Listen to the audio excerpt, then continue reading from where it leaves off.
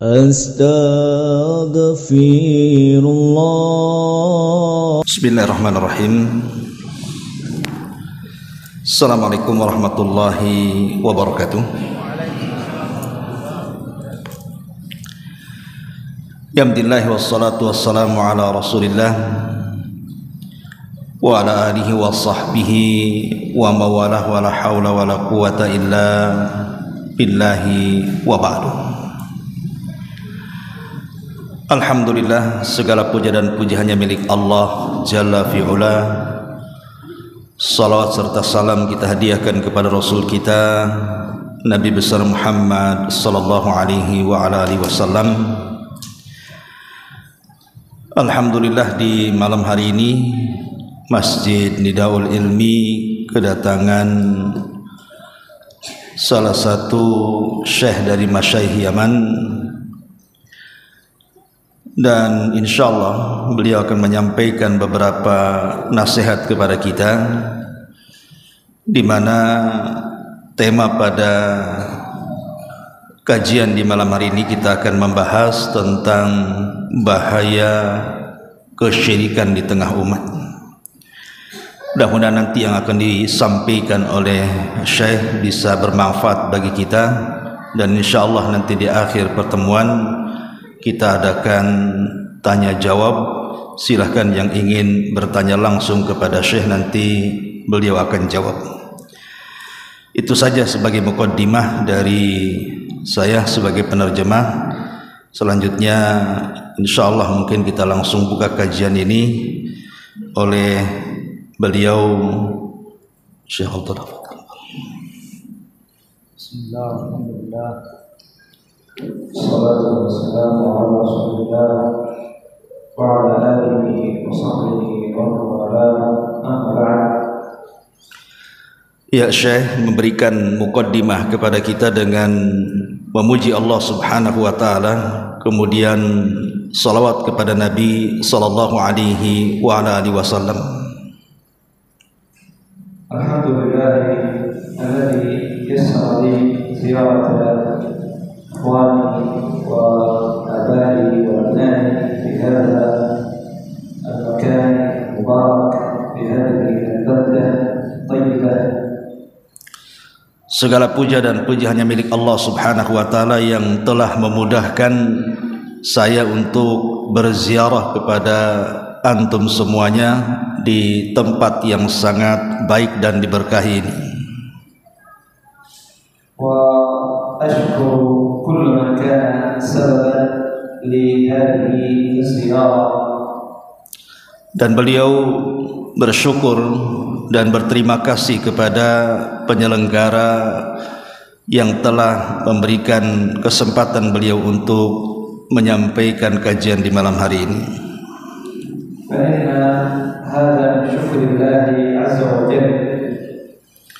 Sesungguhnya dari bentuk rasa syukur kita kepada Allah Subhanahu wa taala,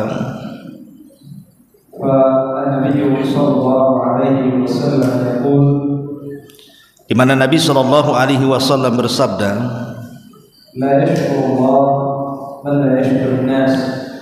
tidak atau belum dianggap bersyukur kepada Allah Subhanahu wa taala bagi yang tidak bisa bersyukur kepada manusia.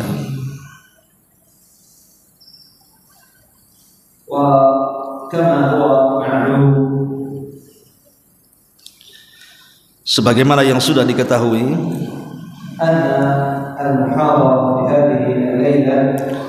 bahwa muhadharah atau kajian di malam hari ini bicara tentang syirik dan bahaya kesyirikan.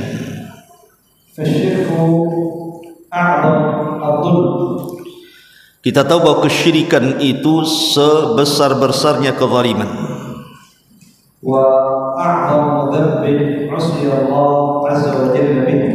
bahkan seberat-beratnya dosa di mana Allah Subhanahu wa taala dimaksiati dengannya.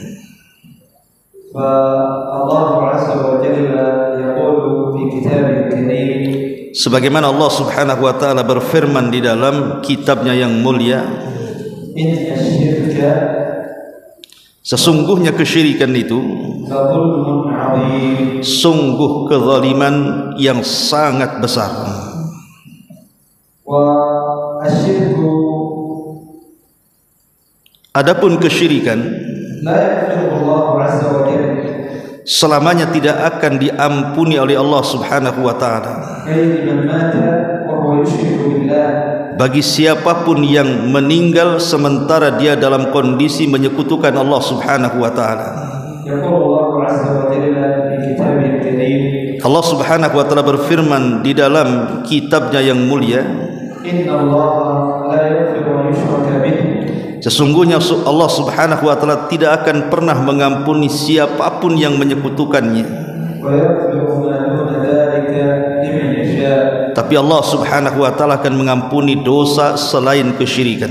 ومن يشرك بالله Barang siapa yang melakukan kesyirikan kepada Allah, فقد افترى إثما عظيما sungguh dia telah terjatuh kepada dosa yang sangat besar. ويقول الله عز وجل أيضا Dan Allah Subhanahu wa taala juga berfirman, إن الله لا يغفر أن يشرك به sungguhnya Allah Subhanahu wa taala tidak akan mengampuni dosa kesyirikan, ويغفر ما دون ذلك لمن يشاء dan Allah hanya mengampuni dosa selain itu. ومن يشرك بالله Barang siapa yang menyekutukan Allah Subhanahu wa taala, فقد ضل ضلالا بعيدا sungguh dia telah tersesat dengan kesesatan yang nyata. ففي هاتين الآيتين Maka di dalam dua ayat ini يبين الله عز وجل Allah Subhanahu wa taala menjelaskan أنه لا يغفر للمشرك bahwa Allah Subhanahu wa taala sama sekali tidak akan mengampuni dosa orang yang menyekutukannya إذا مات على الشرك kalau dia meninggal di atas kesyirikan. والشرك سبب لحرمان الجنة Dan ingat bahwa kesyirikan itu menyebabkan seseorang diharamkan untuk masuk ke dalam surga. بل هو أعظم سبب Bahkan itulah sebesar-besarnya sebab وسبب للخلود في النار bahkan menjadi penyebab orang masuk neraka dan dikekalkan di dalamnya. يقول الله عز وجل في كتابه الكريم Allah Subhanahu wa taala berfirman di dalam kitabnya yang mulia, إنه من يشرك بالله sesungguhnya siapapun yang menyekutukan Allah Subhanahu wa taala, فقد حرم الله عليه الجنة Allah haramkan padanya surga, ومأواه النار tempat yang layak untuknya di neraka, وما للظالمين من أنصار dan bagi orang-orang yang zalim kelak pada hari kiamat tidak akan dapat penolong. والمشرك كافر Dan orang yang musyrik itu dinyatakan kafir, يقول الله عز وجل في كتابه الكريم sebagaimana Allah Subhanahu wa taala berfirman di dalam kitabnya yang mulia, لقد كفر الذين قالوا sungguh telah kafir orang-orang yang mengatakan إن الله ثالث ثلاثة sesungguhnya Allah satu di antara tiga Tuhan, وما من إله إلا إله واحد dan tidak ada sesembahan yang berhak kecuali Dia semata. ويقول الله عز وجل أيضا في كتابه الكريم Dan Allah Subhanahu wa taala juga berfirman di dalam kitabnya yang mulia,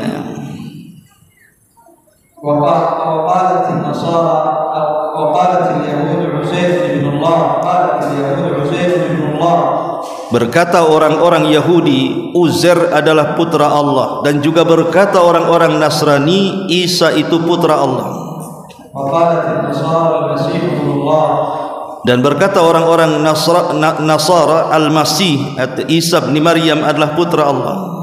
ذلك قولهم بأفواههم Itulah perkataan yang keluar dari mulut-mulut kotor mereka, يضاهئون أي يماثلون قول الذين كفروا. perkataan seperti ini menyerupai perkataan orang-orang kafir. إذن فمن أشرك بالله عز وجل Kalau begitu orang-orang yang menyekutukan Allah Subhanahu wa taala, فإن الله عز وجل maka sesungguhnya Allah Subhanahu wa taala قد وصفه بالكفر telah memberikan sifat orang tersebut dengan kekafiran.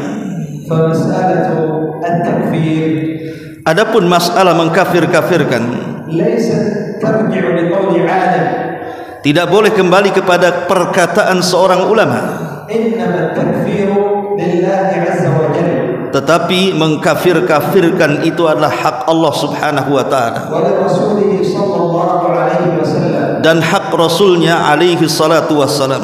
ومن هنا Dari sini تنبيه, ada peringatan.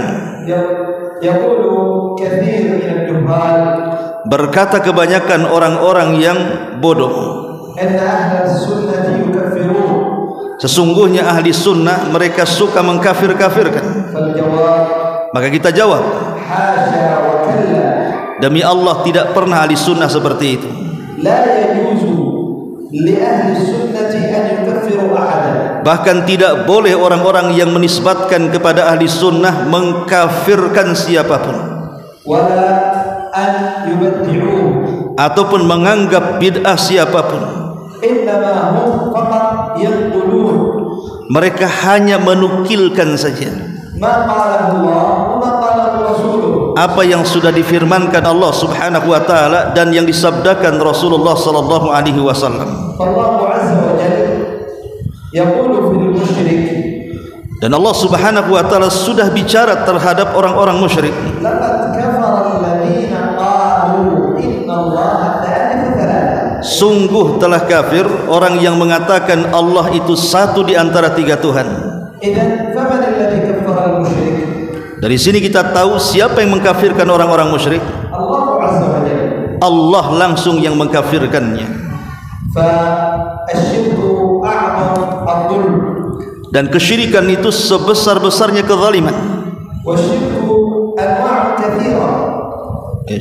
الشرك أنواع كثيرة. Dan kesyirikan itu macamnya banyak sekali. مثل إرادة الإنسان بعمله الدنيا, يريد بعمله الدنيا. Seperti seseorang ketika beramal hanya menghendaki semata-mata dunia saja. فالله عز وجل يقول في كتابه الكريم, Dan Allah Subhanahu wa taala berfirman di dalam kitabnya yang mulia, من كان يريد الحياة الدنيا وزينتها siapapun yang menghendaki kehidupan dunia dan perhiasannya, نوفي إليهم أعمالهم فيها kami akan cukupkan amal-amal baginya وهم فيها لا ينقصون. dan mereka tidak akan pernah dirugikan di dalamnya. ومن أنواع الشرك الرياء, Termasuk juga macam dari kesyirikan adalah seseorang berlaku riya. بل هو الشرك الخفي, Bahkan riya bagian daripada kesyirikan yang terselubung dan tersembunyi. وهو أخوف ما خافه النبي صلى الله عليه وسلم. Dan jenis kesyirikan ini adalah kesyirikan yang paling dikhawatirkan Nabi sallallahu alaihi wasallam, على الصحابة وعلى الأمة جمعا. menimpa kepada para sahabat bahkan kepada seluruh umat secara umum. قال النبي صلى الله عليه وسلم, Bersabda Nabi sallallahu alaihi wasallam, أخوف ما أخاف عليكم sesuatu yang paling aku takutkan dan yang paling aku khawatirkan menimpa kalian, الشرك الخفي. kesyirikan yang terselubung. فسئل عنه Maka Rasul ditanya, فقال الرياء. yang dimaksud kesyirikan yang tersembunyi atau terselubung itu adalah riya. يقوم الرجل, Seseorang terkadang berdiri salat. مثل النبي صلى الله عليه وسلم للرياء. Di sini Nabi SAW hendak mempermisalkan contoh riya. قال يقوم الرجل فيزين صلاته. Ada seseorang berdiri untuk salat, dia pun berusaha menghias-hias salatnya. أي يحسن صلاته. Maksudnya memperbagus salatnya. لما يرى من نظر رجل. Hanya karena ingin supaya pandangan manusia tertuju kepadanya. فهذا هو الرياء. Itulah yang dimaksud dengan riya. والشرك محبط للأعمال. Dan ingat, kesyirikan itu bisa menghancurkan amal. أي يحبط جميع الأعمال. bahkan menghancurkan seluruh amalannya. فلا يقبل معه عمل. Bahkan Allah tidak menerima satu amal pun. ولو كان المشرك مصل Walaupun orang yang menyekutukan Allah itu dia melaksanakan salat, صائم dia melaksanakan puasa, قائم bahkan dia salat malam, ذاكر لله عز وجل, bahkan dia ahli zikir kepada Allah Subhanahu wa taala sekalipun. يدعي محبة النبي صلى الله عليه وسلم, Bahkan terkadang dia mengaku cinta sekali dengan Nabi sallallahu alaihi wasallam. فكل هذا العمل Maka semua amal-amal ini يحبط semuanya dihancurkan dengan kesyirikan, ولا ينتفع به. bahkan tidak akan pernah terangkat ke langit. فالله عز وجل يقول في كتابه الكريم Sebagaimana Allah Subhanahu wa taala berfirman di dalam kitabnya yang mulia, مخاطبا نبيه محمد صلى الله عليه وسلم, langsung mengajak bicara nabinya, وهو خطاب للأمة جمعا, dan itu juga masuk kepada umat Muhammad sallallahu alaihi wasallam. ولقد أوحي إليك Dan telah diwahyukan kepada wahai Muhammad وإلى الذين من قبلك dan kepada orang sebelum engkau wahai Muhammad, لئن أشركت kalau engkau melakukan kesyirikan, ماذا يكون الجزاء؟ apa balasannya? ليحبطن عملك. Sungguh amalmu akan hancur lebur. للنبي، خطاب للنبي صلى الله عليه وسلم Ini kalau terjadi kepada Nabi sallallahu alaihi wasallam, الذي هو أفضل خلق الله عز وجل, padahal dia seafdal-afdalnya makhluk yang Allah ciptakan. ولتكونن من الخاسرين, Dan engkau hai Muhammad termasuk orang yang rugi. لأن العمل إذا حدث صار العبد خاسرا. Karena amal itu kalau seandainya tidak berpahala, maka jadilah dia orang yang merugi. فلا ينتفع العبد إلا بعمله الصالح. Karena seseorang tidak mungkin diterima amalnya kecuali amalan itu adalah amal saleh. هذا الذي ينفع العبد, Inilah yang menjadikan manfaat bagi seorang hamba. فيكون سببا لفوزه في الدنيا والآخرة. Boleh jadi dengan amal yang saleh itu penyebab keberhasilan dia di dunia dan juga di akhirat. إذن فالشرك يبطل العمل، يبطل العمل. Kalau begitu kita tahu bahwa kesyirikan ini bisa membatalkan amalan. والله عز وجل يقول أيضا في كتابه الكريم, Di mana Allah Subhanahu wa taala juga berfirman di dalam kitabnya yang mulia, بعدما ذكر جملة من الأنبياء والرسل, setelah Allah Subhanahu wa taala menyebutkan tentang kisah para nabi dan rasul, قال عنهم Allah berfirman soal mereka setelahnya, ولو أشركوا, seandainya mereka para nabi dan rasul melakukan kesyirikan, أي هؤلاء صفة الخلق, maksudnya mereka manusia-manusia pilihan itu, لحبط عنهم ما كانوا يعملون. sungguh akan gugur seluruh amal yang telah mereka kerjakan. إذن فمن هذه الأدلة Kalau begitu dari dalil-dalil yang sudah dipaparkan ini, يتبين لنا jelaslah kepada kita أن الشرك محبط للعمل. bahwa kesyirikan itu bisa menggugurkan dan menghancurkan amalan. فمهما عمل العبد أعمالا Sehebat apapun seorang hamba beramal, وهو مشرك بالله dalam kondisi dia menyekutukan kepada Allah Subhanahu wa taala, لا ينفع ذلك العمل، tidak akan manfaat amal itu, بل عمله مردود عليه، bahkan amalnya tertolak bagi dia, بل ويعذب على هذا الأمر، bahkan boleh jadi dia akan diazab disebabkan amal yang dilakukannya, بل ويتركه الله عز وجل. bahkan Allah akan meninggalkannya. يقول النبي صلى الله عليه وسلم Nabi sallallahu alaihi wasallam bersabda فيما يحكي عن ربه تبارك وتعالى أن الله قال, sebagaimana dia telah meriwayatkan langsung dari Rabbnya tabaraka wa taala, dan dia berfirman, أنا أغنى الشركاء عن الشرك. Allah mengatakan, saya adalah orang yang paling kaya dari seluruh sekutu-sekutu. من عمل عملا Siapapun yang melakukan amal أشرك فيه معي غيري menyekutukan aku dengan yang lainnya, تركته وشركه. kutinggalkan dia dan sekutunya. إذن Allah Azza wa Jalla yatruku al-musyrik ma'a jami'i a'malihi. Dari sini kita tahu Allah Subhanahu wa taala meninggalkan orang yang berlaku kesyirikan dan seluruh amalannya. Bal inna asy-syirka sababun li dhahabil a'mal wa ja'liha haba'an manthura. Bahkan boleh jadi akibat kesyirikan itu amal akan menjadi debu yang berhamburan dan tidak tersisa. Yaqulu Allah Azza wa Jalla fi kitabihil karim. Allah Subhanahu wa taala berfirman di dalam kitabnya yang mulia, kami akan hadapkan pahala apa yang sudah mereka lakukan dengan amalannya. Maksudnya nanti pada hari kiamat, mana Allah Subhanahu wa taala akan mendatangi orang-orang musyrik di depan mereka membawa amal yang banyak. Boleh jadi amalan pahala yang dibawa itu dari pahala salatnya, pahala puasanya, pahala sedekahnya atau yang lainnya. Baik pahala haji atau umrah.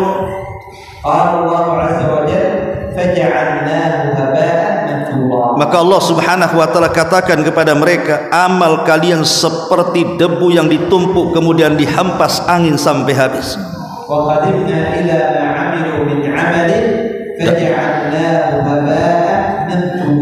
Dan kami akan datangkan kepada mereka amalan yang telah mereka amalkan, kemudian kami hancurkan amalan itu bagaikan debu yang berterbang atau ditiup angin sampai terhempas habis.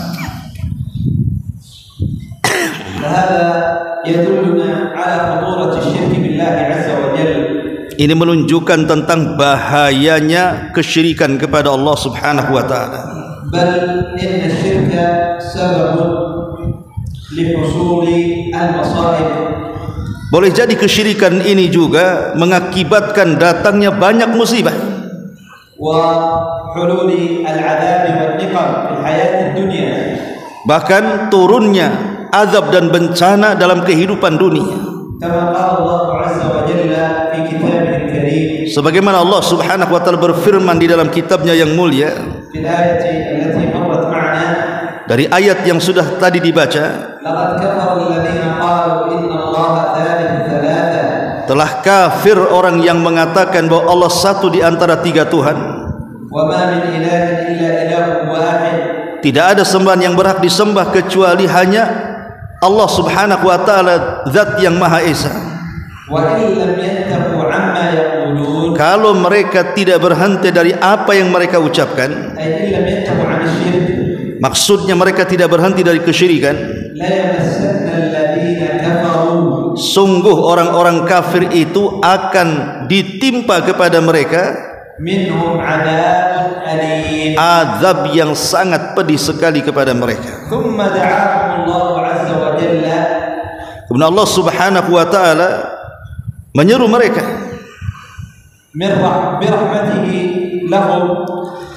karena rahmat Allah atas mereka agar mereka segera bertobat.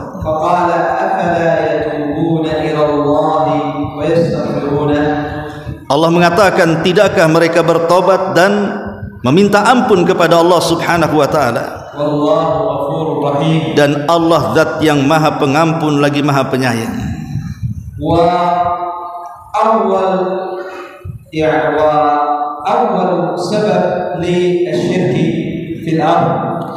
Dan awal sebab kenapa terjadi kesyirikan di permukaan bumi,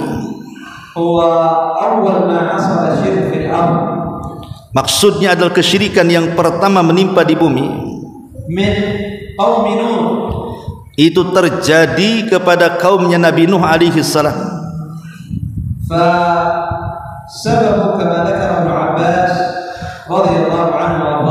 Dan sebab ini sebagaimana disebutkan oleh Abdullah ibn Abbas radhiyallahu anhuma,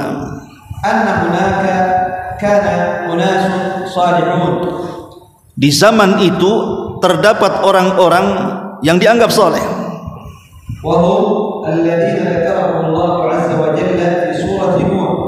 dan orang-orang soleh ini sebagaimana disebutkan dalam surah Nuh, Wad, Siwa, Yaghus, Ya'uq dan Nasr. Mereka semua adalah nama-nama orang-orang saleh di zaman Nuh. Ketika mereka meninggal dunia,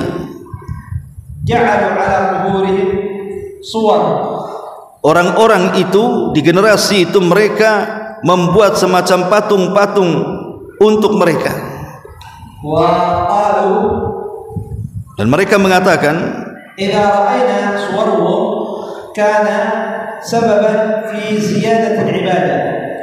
alasan mereka membuat berhala atau patung dari orang-orang soleh itu sebab kalau kami melihat mereka, ini menyemangati kami untuk beribadah kepada Allah Azza wa Jalla.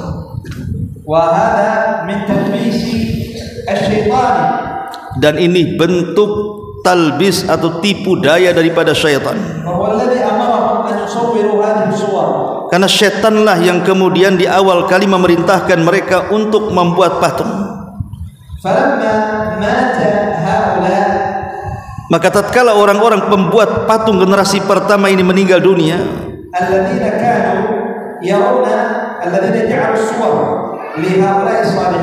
orang-orang yang menjadikan patung-patung orang-orang saleh itu,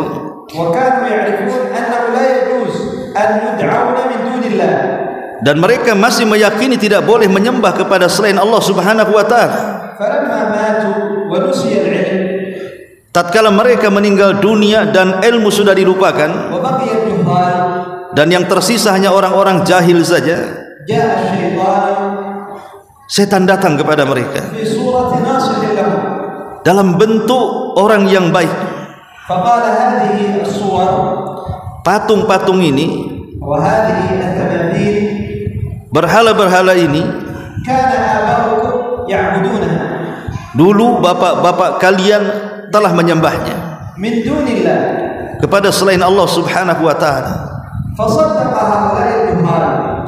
Maka orang-orang jahil ini membenarkannya. Dari sini ada faedah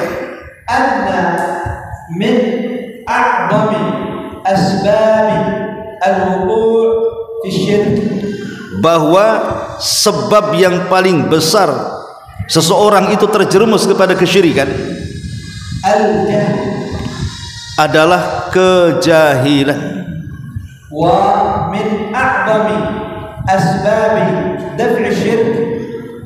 Dan sesuatu yang kebalikannya yang bisa mencegah adanya kesyirikan adalah ilmu pengetahuan agama.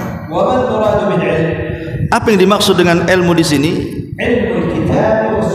Maksudnya ilmu Al-Quran dan juga sunnah Nabi sallallahu alaihi wasallam. Kalau seseorang hamba ini mengetahui dengan ayat-ayat Allah Subhanahu wa taala yang di dalamnya ada perintah agar kita mentauhidkan Allah Subhanahu wa taala, dan di dalamnya ada larangan tegas dari menyekutukan Allah Subhanahu wa taala, dan dia tahu bahwa orang yang terjerumus kepada kesyirikan itu bisa kafir, dan bahwa kesyirikan itu adalah sebesar-besarnya dosa, bahwa kesyirikan itu bisa menggugurkan amalan,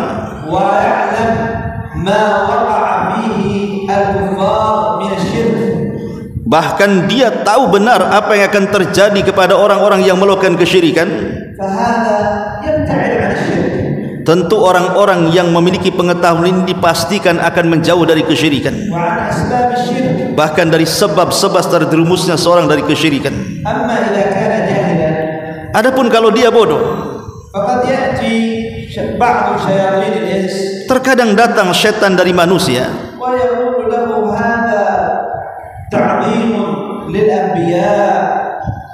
mereka mengatakan ini adalah pengagungan kepada para nabi, ini pengagungan kepada wali-wali Allah. Kami sangat mencintai para nabi, kami sangat mencintai para wali.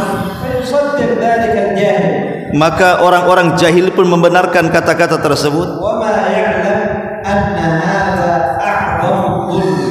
dan orang jahil tidak paham bahwa seruan seperti itu di baliknya ada sebesar-besarnya dosa.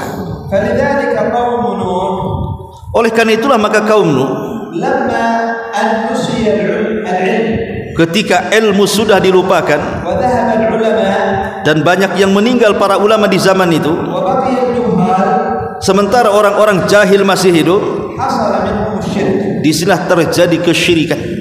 قال لهم الشيطان إن آباءكم كانوا يعبدونهم. Syaitan berkata kepada orang-orang jahil, dulu bapak-bapak kalian menyembah patung-patung itu. فعبدوهم من دون الله. Maka mereka pun akhirnya menyembah berhala itu selain daripada Allah Subhanahu wa taala. والشرك Adapun kesyirikan هو أن تجعل مع الله شريكا.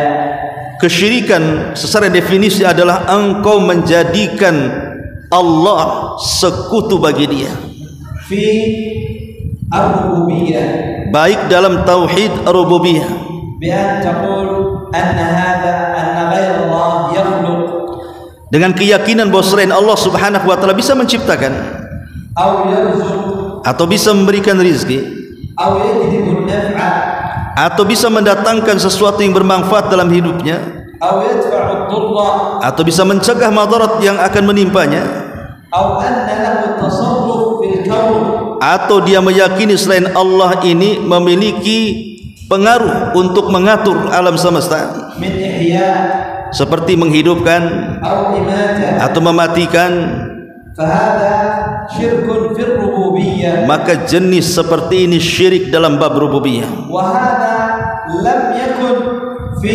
الكفار الذين بعث إليهم النبي صلى الله عليه وسلم.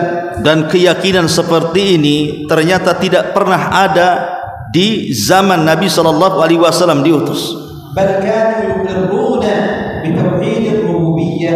Bahkan mereka orang-orang musyrik di zaman itu mengakui adanya rububiyah. فالله عز وجل يقول في كتابه الكريم Allah Subhanahu wa taala berfirman di dalam kitabnya yang mulia, آمر النبي محمد صلى الله عليه وسلم memerintahkan nabinya Muhammad sallallahu alaihi wasallam أن يسأل هؤلاء الكفار agar Nabi bertanya kepada mereka orang-orang kafir itu, قل من يرزقكم من السماء والأرض. katakan ya Muhammad kepada mereka, siapa yang memberikan rizki kalian dari langit dan dari bumi ini? قل من يرزقكم من السماء والأرض أمن يملك السمع والأبصار والأفئدة. Siapa yang memiliki penglihatan, pendengaran dan hati? فسيقولون الله.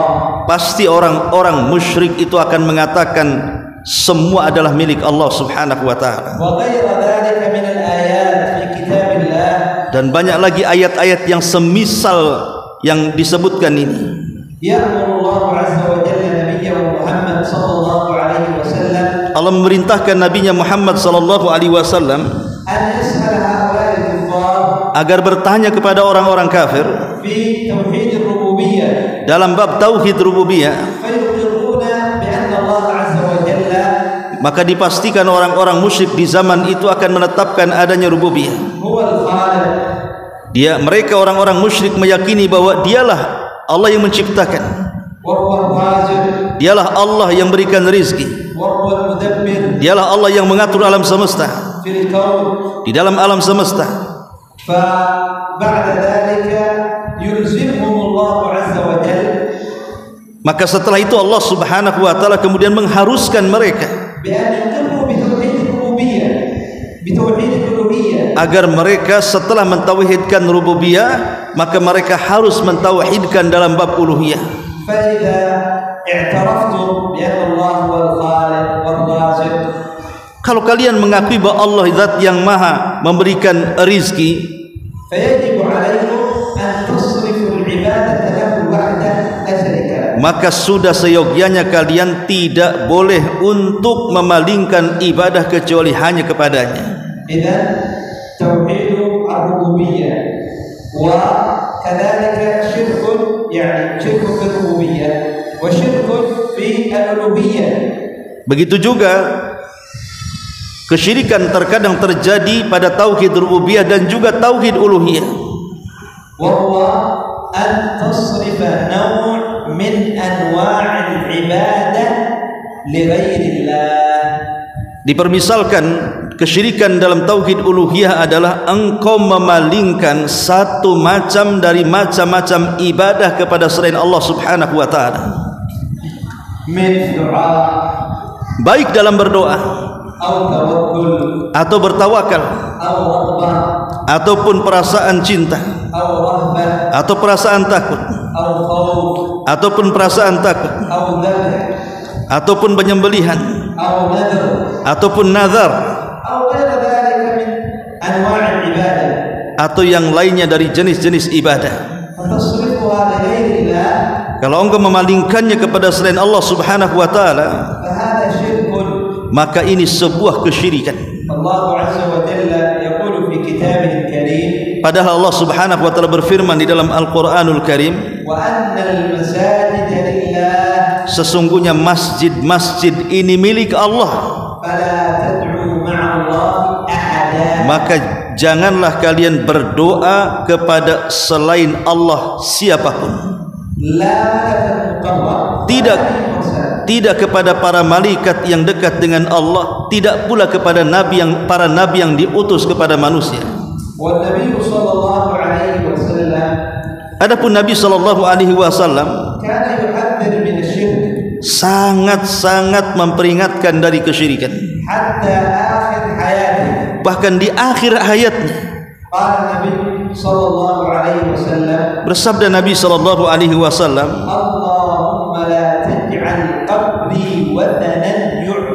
ya Allah, jangan kau jadikan kuburan sepeninggalku patung yang akan disembah manusia. Adapun Nabi sallallahu alaihi wasallam sangat mencegah umatnya jangan sampai mengambil kuburannya dijadikan berhala. Maka lebih-lebih manusia-manusia yang tidak mendengar hadis Nabi sallallahu alaihi wasallam, bahkan tidak mengamalkan hadis-hadis Nabi sallallahu alaihi wasallam. Dan ini sebagaimana yang sudah kita jelaskan di awal, sebabnya satu adalah kejahilan,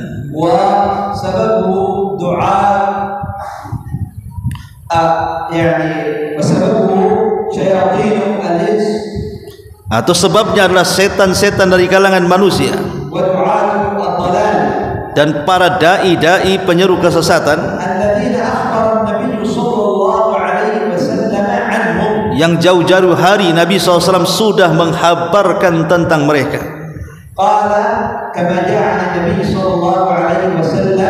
Sebagaimana telah datang dari hadis Nabi SAW, Nabi SAW pernah menggaris satu garisan memanjang. Kemudian Nabi SAW setelah menggaris, inilah jalan Allah yang lurus.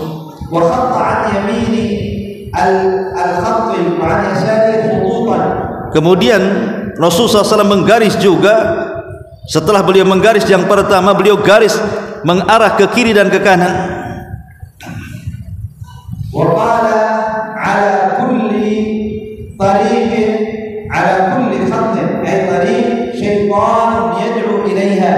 Setiap jalan yang digariskan Nabi SAW yang ke kiri ke kanan itu, di situ ada setan yang bertengger menyeru manusia kepada kesesatan. Maka siapapun yang kemudian menginginkan ataupun mengabulkan jalan tersebut,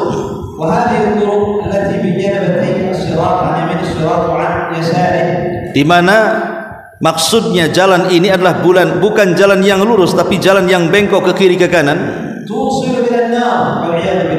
bisa mengantarkan kita ke dalam neraka dan kita berlindung kepada Allah.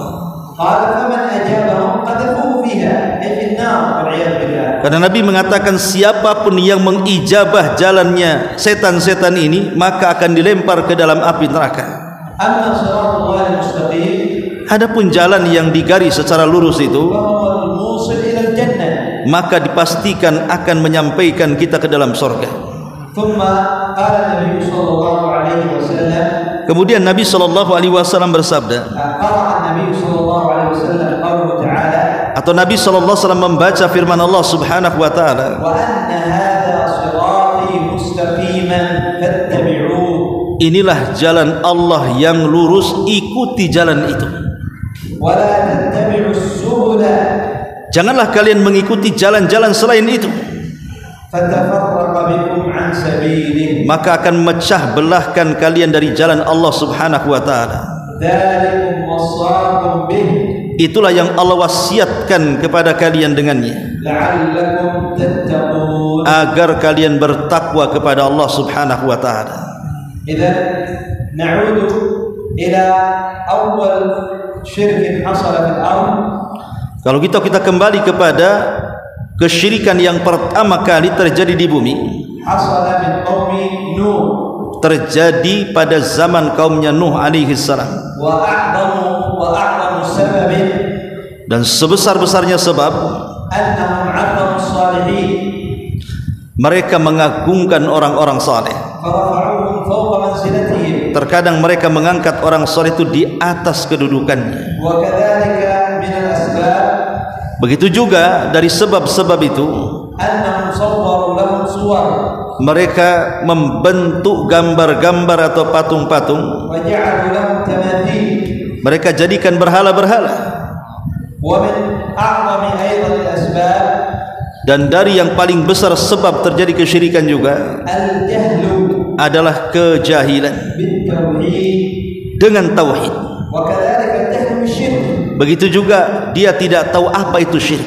فالعبد يعرف التوحيد Maka seorang hamba sudah selayaknya mengenal apa itu tauhid ليعمل به supaya dia bisa mengamalkannya, ويعرف الشرك dan mengetahui apa itu syirik ليجتنبه. agar bisa menjauhinya. وكما قال الشاعر Sebagaimana seorang syair pernah berkata, عرفت الشر aku mengenal keburukan لا للشر، ليس لأجل أن أعمل الشر، bukan untuk kuamalkan, ولكن لتوقيه.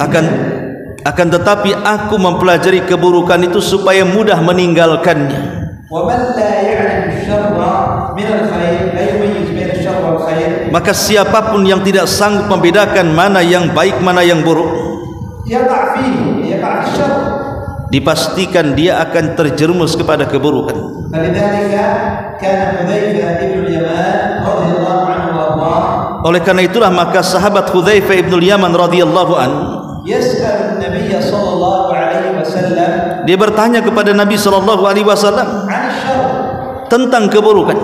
قال رضي الله عنه وارضاه Berkata Hudzaifah radhiyallahu an, كان الناس يسألون رسول الله عن الخير adalah manusia di zaman itu datang kepada Rasul kemudian bertanya soal kebaikan semata. وكنت أسأله عن الشر. Berbeda dengan aku, justru aku bertanya kepada Rasul tentang keburukan. لماذا؟ Kenapa? قال مخافة أن يدركني. Dia mengatakan karena aku takut supaya keburukan itu tidak menimpaku. إذن فالواجب علينا جميعا Kalau begitu kewajiban bagi kita adalah أن نهتم بتعلم التوحيد agar kita selalu mementingkan untuk belajar tauhid, وأن نجعله أول ما نتعلمه.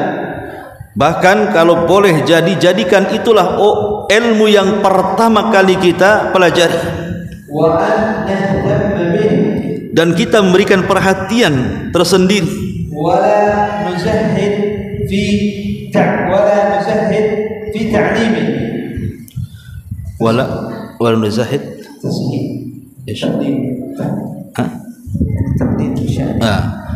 dan jangan sampai kemudian menyedikitkan atau mungkin meremehkan untuk mempelajarinya, dan kita tidak mengatakan sebagaimana orang yang telah mengatakan dari orang-orang yang telah menyimpang وأهل الضلال. Dan orang-orang sesat. التوحيد يدرس في 4 دقائق. Bahwa tauhid itu sudah tidak layak dipelajari. أو التوحيد يدرس في ساعة. Bahwa tauhid itu mampu dipelajari hanya dengan 1 jam saja. هذا كلام باطل. Maka ini ucapan yang sangat batil. هذا كلام مردود. Ini kalam yang tertolak. فالنبي صلى الله عليه وسلم. Nabi sallallahu alaihi wasallam كم عاش؟ berapa lama dia hidup? كم عاش؟ Dia bertanya kepada antum, berapa lama Rasul hidup في الدعوة.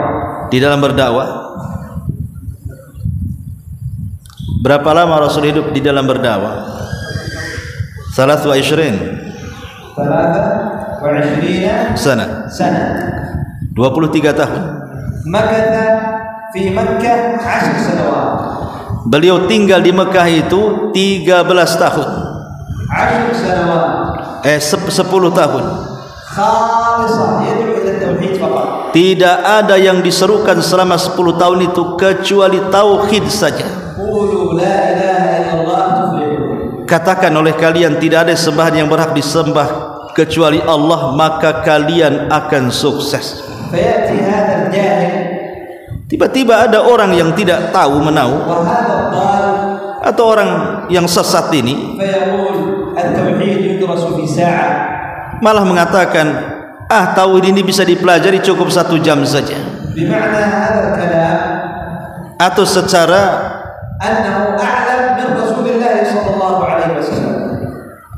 secara singkat, orang ini seolah-olah mengatakan dia lebih paham dengan Nabi sallallahu alaihi wasallam. Pasti mereka akan mengatakan tidak. Aku tidak mengatakan seperti itu. Bahwa dia lebih tahu dibandingkan Nabi sallallahu alaihi wasallam. Maka kita katakan kepada dia, lalu bagaimana pendapatmu tentang amalan Nabi sallallahu alaihi wasallam? 10 tahun Nabi sallallahu alaihi wasallam hanya menyeru umatnya untuk bertauhid saja.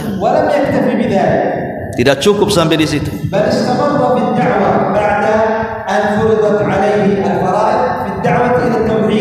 Bahkan Nabi sallallahu alaihi wasallam setelah diwajibkan banyak kewajiban, terus Rasul mendakwahkan manusia ke dalam tauhid. Bahkan melarang manusia dari kesyirikan.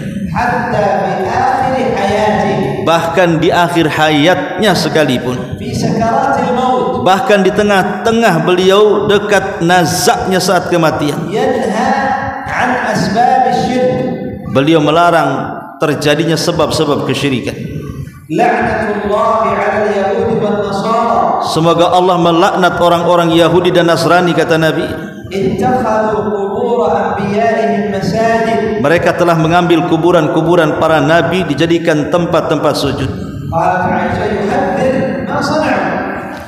Maka Nabi sallallahu alaihi wasallam berusaha untuk memperingatkan apa yang mereka lakukan.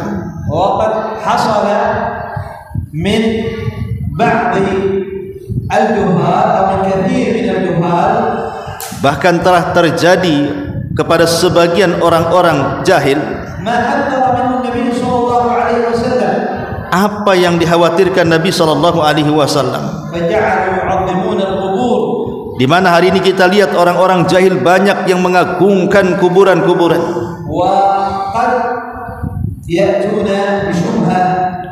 Terkadang sebagian mereka datang dengan syubhat. Mereka mengatakan, loh, kami datang ke kuburan itu bukan dalam rangka menyembah. Kami tidak berdoa kepada selain Allah. Mereka hanya orang-orang saleh yang dikubur.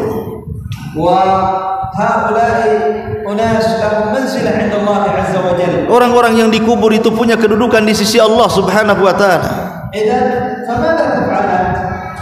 Kalau begitu, apa yang kalian lakukan?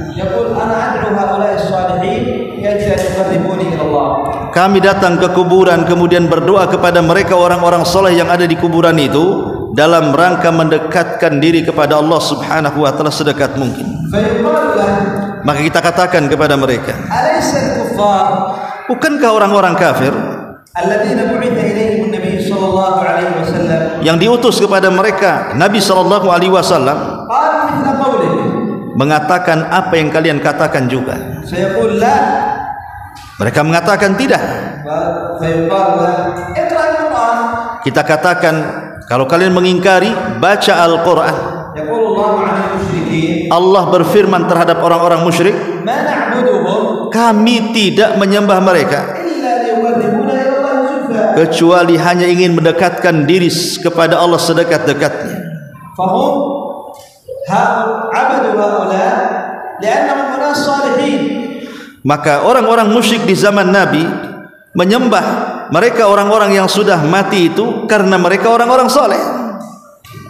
والنبي صلى الله عليه وسلم Dan Nabi sallallahu alaihi wasallam إذا كان هذا العمل جائز kalau memang amalan itu dibolehkan, أن تجعل بينك وبين الله وصائل di mana engkau menjadikan para penghuni kuburan itu sebagai wasilah kita dengan Allah, لأمر بدعوته عليه الصلاة والسلام. dipastikan Nabi akan memerintahkannya dalam dakwahnya. والنبي صلى الله عليه وسلم نهى أن تدعى من دون الله. Justru sebaliknya Nabi SAW melarang seseorang itu menyembah kepada selain Allah. Allahumma la taj'al qabri watanan yu'bad. Ya Allah, jangan kau jadikan kuburan sepeninggalku berhala yang disembah. Ishtadda ghadabullah.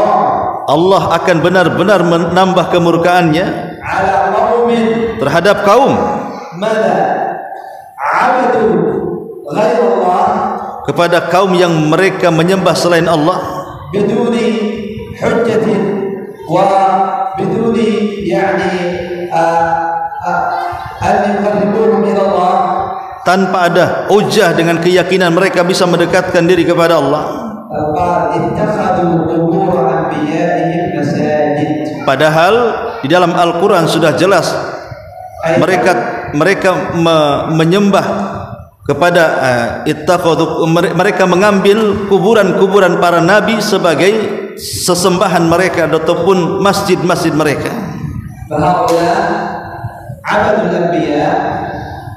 Maka mereka menyembah para nabi supaya para nabi bisa mendekatkan mereka kepada Allah sedekat-dekatnya. Kalau begitu, seandainya engkau berdoa kepada wali atau kepada nabi yang sudah mati,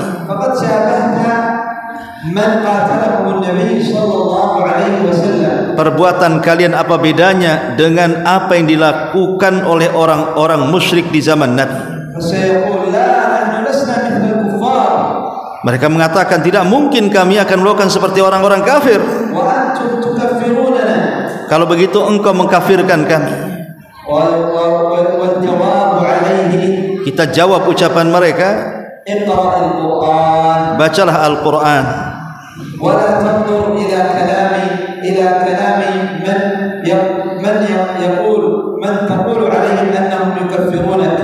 Jangan pernah melirik kepada mereka bahwa seolah-olah kita suka mengkafir-kafirkan. Kembalilah kepada Al-Quran, coba renungkan Al-Quran itu sebaik-baiknya. Engkau akan paham bahwa engkau berada di atas kebatilan. Tak perlu ada debat di sini. Tidak perlu ada perselisihan di sini.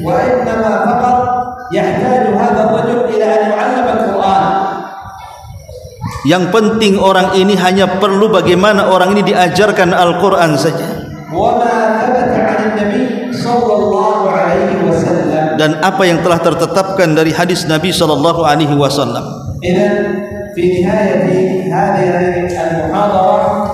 Kalau begitu di akhir muhadarah ini kata Syekh,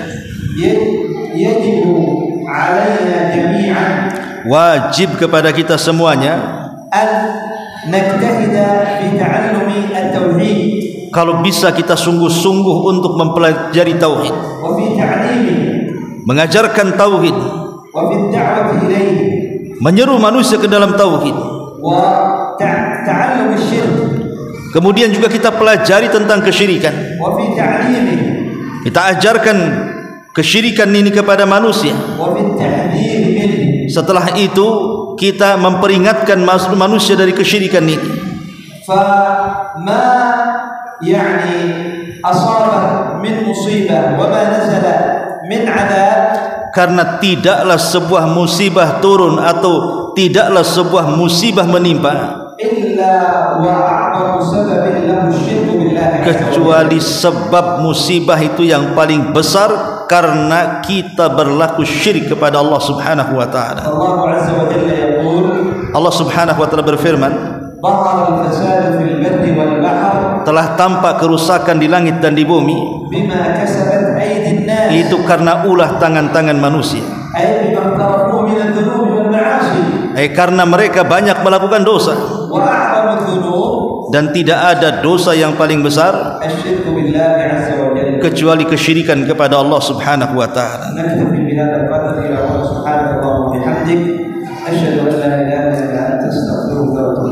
Ya Syekh, mencukupkan daurah malam ini sekian saja. Kembali kepada moderator. Tadi saya sudah katakan di mukaddimah, ada di akhir kajian kita adakan tanya jawab, terutama seputar tema yang dibahas atau mungkin tema-tema yang lain. Barangkali Syekh akan menjawabnya. Silakan kalau ada yang mau bertanya.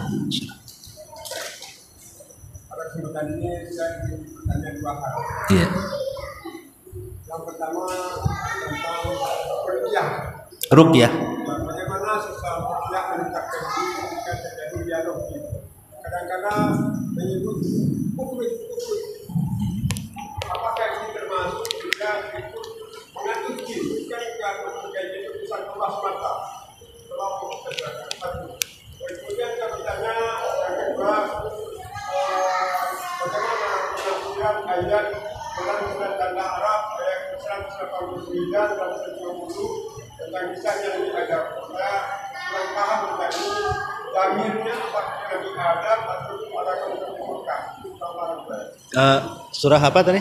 Al-A'raf ayat 189 dan kisah Nabi Adam ketika Siti Hawa mengandung, kemudian dan dua kitab tidak paling wajib mengatakan pendapat Al-Qur'an mengatakan telah kafir Nabi Adam yang menamai anak Nabi Muhammad akan terjadikan kesyirikan oleh Nabi Adam pendapat Al-Qur'an.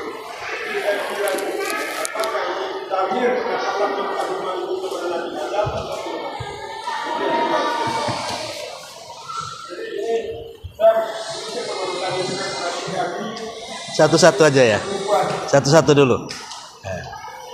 Oh ya, cool. Masalah anta tarki. Ruqyah. Qad نحاور مع الجن. أخرج الجن. هل يجوز يعني حوار مع الجن؟ جواب مسجل. يعني الرقية شرعية لا بأس بالرقى، والنبي صلى الله عليه وسلم لا بأس بالرقى ما لم تكن شركا. لا بأس بالرقى ما لم تكن شركا. Iya, beliau mengatakan pertama masalah ruqyah itu, ruqyah dibolehkan. Kata Nabi SAW, tidak mengapa seseorang itu melakukan ruqyah selama tidak ada kesyirikan. الرقى من القرآن معروف نفعها، سورة الفاتحة والمعوذات وغير ذلك من الآيات، بل القرآن كله يعني رقية. Dan ruqyah sesuatu yang ma'ruf dibacakan Al-Quran, terutama ayat-ayat khusus seperti Fatihah, kemudian Qul a'udzu birabbin nas, Qul a'udzu bil falaq. Bahkan sebenarnya semua Quran itu bisa digunakan untuk ruqyah. يعني محاورة الجن خطاب الجن هذا يحصل في حال الرقية. Adapun terjadinya hiwar, dialog antara si peruqyah dengan orang yang diruqyah itu tidak mengapa, karena ini juga pernah terjadi di zaman Nabi. اخرج كما يقول القائل اخرج عدو الله من عبد الله. Seperti ucapan orang yang meruqyah, keluar engkau wahai musuh Allah. ولكن ينبه العلماء, akan tetapi ada satu hal yang perlu diketahui karena ألا يصدق ذلك الشيطان. Ketika terjadi dialog itu jangan sekali-kali kita mempercayai. فقد يتكلم الجن. Terkadang jin bicara. فيقول أن فلان هو الذي فعل بك. Terkadang jin mengatakan bahwa fulan telah melakukan begini, fulan telah melakukan begitu. أو أن سبب دخولي وفلان. Atau dia mengatakan kenapa aku masuk ke tubuh ini itu karena ulahnya si fulan. Maka kalau dia mengatakan seperti itu jangan pernah dibenarkan.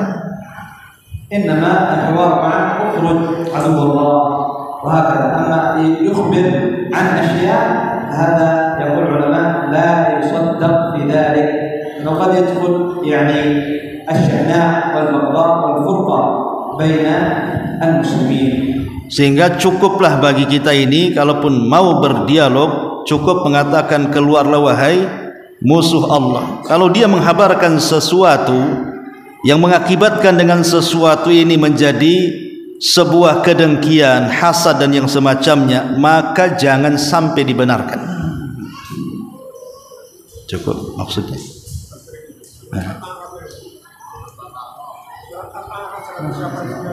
Suratul Al-A'raf, surah Al-A'raf.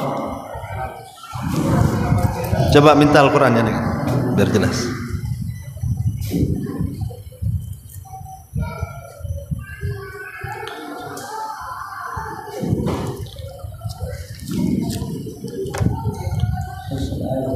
Surah Al-A'raf 189, kisah Adam. Badin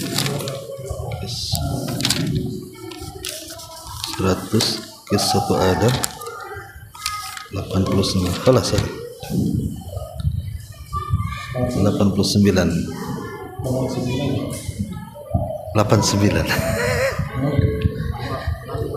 Huwa alladhi khalaqakum min nafsin wahidah wa ja'ala minha zawjaha liyaskuna ilaiha falamma taghashaha hamalat hamlan khafifan famarrat bih falamma athqalat da'allaha rabbahuma la in ataitana salihan lanakunanna minasyakirin. Dialah yang menciptakan kamu dari jiwa yang satu dan dia menciptakan dirinya dengan pasangannya agar dia merasa senang kepadanya, maka setelah dicampurinya maka istrinya mengandung kandungan yang ringan dan teruslah dia merasa ringan. Kemudian ketika dia merasa berat, keduanya maksudnya suami istri memohon kepada Allah Tuhan mereka, jika engkau memberikan kami anak soleh tentulah kami akan selalu bersyukur. Falamma atahuma salihan ja'ala lahu syuraka fima atahuma min hina hal adam kufur. هذا القصة هذه من الإسرائيليات. هذا من الإسرائيليات التي ذكر أن آدم يعني أشرك. Ini cerita Israiliyat sebenarnya. هذه من الإسرائيليات يعني حاشا وكلا أن يحصل من آدم يعني نبي من أنبياء الله عز وجل يحصل منه الشرك كما قال العلماء. Ya, ini kalaupun seandainya ada kisah-kisah di luar seolah-olah Adam itu melakukan kesyirikan, maka ini hanya sekedar kisah-kisah Israiliyat. Karena tidak mungkin seorang nabi melakukan kesyirikan. Mustahil seorang nabi melakukan kesyirikan, apalagi sampai melakukan kekufuran.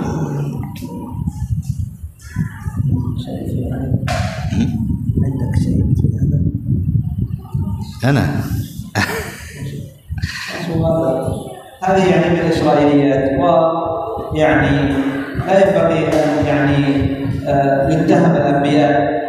جناب الأنبياء يعظم ويعني لا ينبغي أن يتهموا بمثل هذه التهم الباطلة. Ya, intinya bahwa ada memang sebagian kisah-kisah Israiliyat yang seolah-olah Adam itu melakukan kesyirikan, ya. Padahal tidak demikian. Makanya di ujung ayat Allah mengatakan fata'alallahu amma yusyrikun. Maka maha tinggi Allah dari apa yang mereka telah sekutukan. Ini sebagai bantahan bahwa Adam tidak pernah melakukan kesyirikan. Intinya seperti itu. Memang ini dibahas juga kalau nggak salah di dalam kitab Tauhid tentang riwayat Israiliyat, tapi ada yang melemahkan riwayatnya. Wallahu a'lam.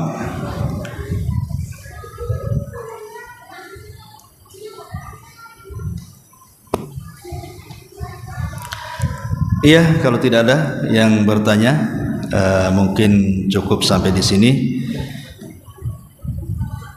Kita tutup dengan doa kafaratul majlis. Subhanakallahumma wa bihamdika asyhadu an la ilaha illa anta astaghfiruka wa atubu ilaik. Allahu ta'ala alam. Assalamualaikum warahmatullahi wabarakatuh.